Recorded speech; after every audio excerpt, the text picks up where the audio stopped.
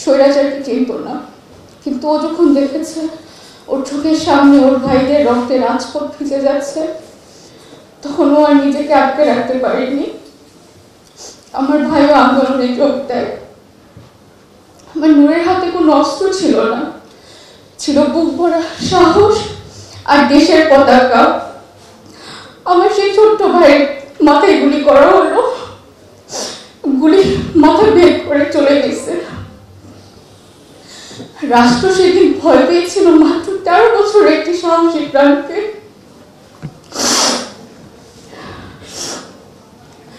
আমার নূরের অনেক স্বপ্ন ছিল। ও সবসময় বলতো যে আমি অনেক বড় হব, অনেক নামি দামি হব।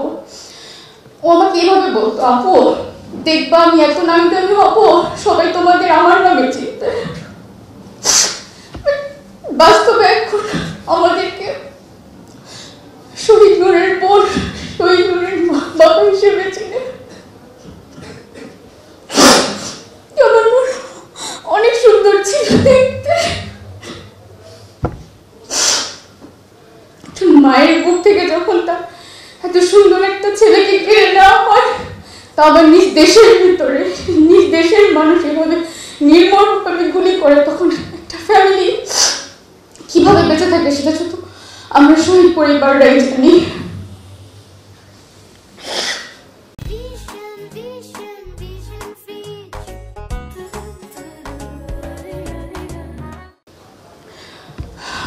গত বছর জুলাই শুধু আমার নূর না, আমার নূর সহ আরো শত শত মায়ের বুক খালি হয়েছে।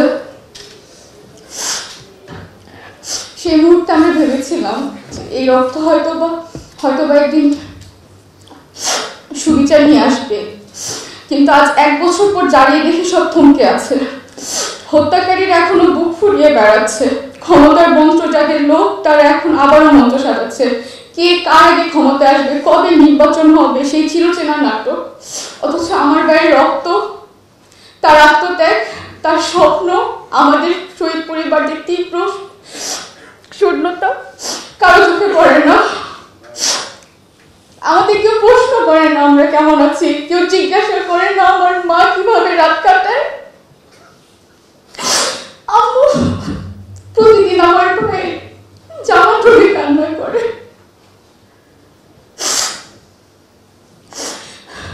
কেউ আমার বাবার মুখটা দেখে না, যে বাবা তার সন্তানের কবরের পাশে দাঁড়িয়ে বোঝার চেষ্টা করে রাষ্ট্র কেন তার মুখ থেকে তার সন্তানকে এভাবে কেড়ে নিল। এখন আমরা শহীদ পরিবার যেখানে যাই, সবাই আমাদেরকে একটা কোশ্চেন করে, টাকা পেয়েছেন, টাকা পেয়েছেন, কত টাকা পেয়েছেন, আপনাদেরকে এত টাকা করে দেওয়া হচ্ছে।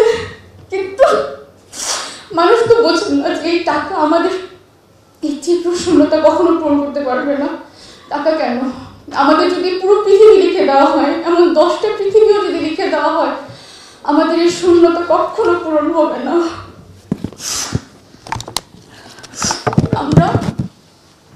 আমি অন্তত আমার সকল শহীদ পরিবারের পক্ষ থেকে আমি সবার সামনে বিচার চাচ্ছি। 1 বছর হয়ে যাচ্ছে, আমরা কোনো বিচার দেখতে পাচ্ছি না। আমরা জুলাই সনদ নিয়ে কাউকে কথা বলতে দেখছি না কেন? আমাদের যে প্রাণগুলো এইভাবে ঝরে গেল, এগুলো কি ক্ষমতার যে নাটকগুলো হচ্ছে এটা দেখার জন্য আমরা শহীদ পরিবার আমাদের সন্তানদের হারিয়েছি? আমরা চাই একটি সুষ্ঠু বিচার।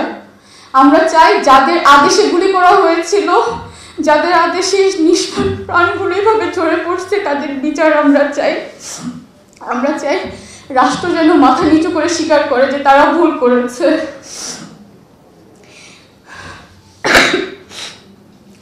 আমার ভাইদের রক্তের বিনিময়ে যে নতুন স্বাধীনতা পেয়েছি, সেটা যদি শুধু ভোট আর ক্ষমতার কারণ হয়, তাহলে এই স্বাধীনতা আমরা মানি না।